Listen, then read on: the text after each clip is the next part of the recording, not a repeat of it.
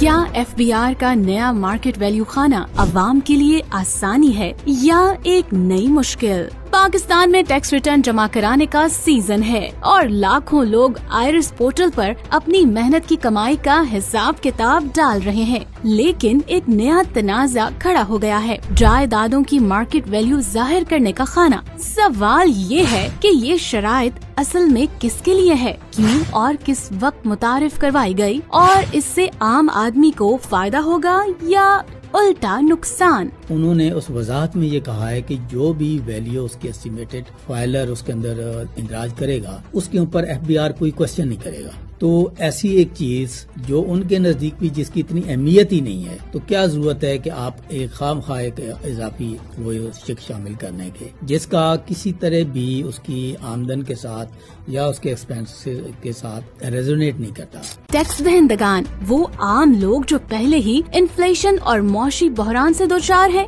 FBR और PRAL जिन पर इल्जाम है कि वो बार बार सिस्टम में आखिरी वक्त पर तब्दीलियां करके आवाम को मुश्किल में डाल रहे हैं। टैक्स बार एसोसिएशन जिन्होंने बाकायदा वज़ीर खजाना को खत लिख कर कहा है कि ये शर्त बदनज़मी पैदा करने के लिए रखी गई है। आयरिस पोर्टल पर एक नया खाना सामने आया जिसमें जायदादों की मार्केट वैल्यू लिखना जरूरी कर दिया गया। लोगों का कहना है कि ये खाना अचानक और आखिरी वक्त पर शामिल किया गया, जिससे हजारों रिटर्न्स रुक गए। देखिए, ऑलरेडी जो वहाँ पे एसेट्स जो है वो शो होते हैं, उसका मकसद ये होता है कि जब भी टैक्स पेयर बाद में उन एसेट्स को सेल करेगा तो उसके ऊपर FBR सेक्शन 37 के मुताबिक नॉर्मली वो गेन होता है, तो उससे कैपिटल गेन टैक्स जो है वो इमूवेबल प्रॉपर्टी के ऊपर जो है वो ले रहा होता है। तो उसको तो कॉस्ट के ऊपर डिक्लेयर करने की एक लॉजिक समझ आती है, लेकिन फेयर मार्केट वैल्यू के ऊपर क्या लॉजिक थी ये समझ से बाहर थी उस वक्त। और इसके अलावा ऊपर में उन्होंने एक नोट भी डाल दिया जिसके मुताबिक ये था कि ये जो आपसे फेयर मार्केट वैल्यू कलेक्ट की जा रही है ये बेसिकली एकेडमिक पर्पस के लिए है, रिसर्च पर्पस के लिए है, लेकिन हमारे जो बहुत सारे टैक्स प्रैक्टिशनर्स हैं उनका ख्याल ये था कि ये वैल्यू जो है शायद FBR जो है वो वेल्थ टैक्स की तरफ जाना चाहता है और तमाम एसेट्स की जो है वो यहाँ पे फेयर मार्केट वैल्यू जो है वो मार्केट से कलेक्ट कर रहा है। 23 सितंबर 2025 को रात गए ये एस्टिमेटेड करंट मार्केट वैल्यू का टैब सामने आया जब हजारों लोग पहले ही रिटर्न फाइल कर चुके थे या आखिरी मराहिल में थे।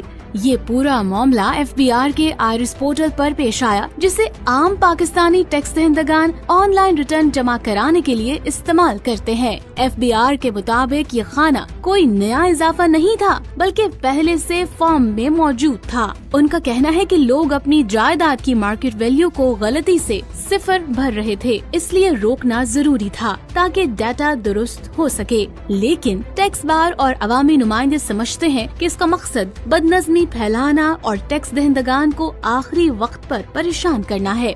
ये स्कीम को नाकाम करने की एक तरकीब है, ये इनको गवर्नमेंट को फौरन विड्रॉ करना चाहिए, क्योंकि कोई भी आदमी ये नहीं चाहेगा कि उसकी आमदनी का रिकॉर्ड इस तरह रखा जाएगा उसकी प्रॉपर्टी क्या है। अभी प्रॉपर्टी आदमी बेचता है, उसमें टैक्स लगता है, खरीदता है, जब टैक्स लगता है तो ये जो है ना एक किस्म का लोगों में बदनज़मी फैलाने का एक बात बनेगा। ये गवर्नमेंट जो है ना, गवर्नमेंट की जो ब्यूरोक्रेसी है, नौकरशाही है ना, ये खुद ब खुद स्कीमें खराब करती है, इनका आवाम से कोई ताल्लुक नहीं है, इसलिए जो है ना इसको फौरन वापस लेना चाहिए।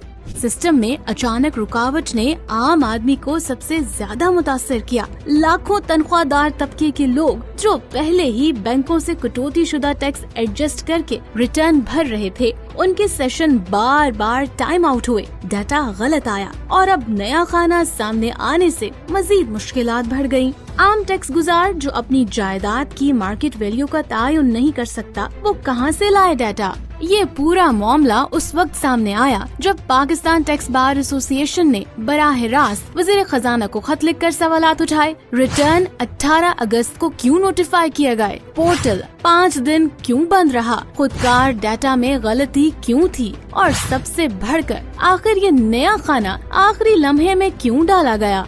FBR कहता है कि मकसद सिर्फ डाटा रिकंसिलेशन है, कोई नया टैक्स नहीं, लेकिन आम पाकिस्तानी सवाल कर रहा है, अगर ये आसानी के लिए है तो आखिर ये सहूलत मुश्किल क्यों लगती है? टैक्स दहंदगान के लिए डेडलाइन करीब है 30 सितंबर 2025। लेकिन सवाल अभी भी खड़ा है, क्या ये डिजिटल सिस्टम वाकई आवाम को सहूलत दे रहा है या फिर एक आम आदमी को और ज्यादा उलझा रहा है? तो बेहतर यह है कि इस तरह की जो टेक्निकलिटीज हैं, इनसे जितने भी टैक्स पेयर हैं उनको उनके लिए ज्यादा आसानियां पैदा करें और ये कॉम्प्लिकेशन पैदा ना करें, और लोगों को इनकरेज करें कि वो ज्यादा से ज्यादा ताकि टैक्स बड़ी आसानी के साथ बगैर किसी रुकावट के, कंफ्यूजन के उसको वो अदा कर सकें।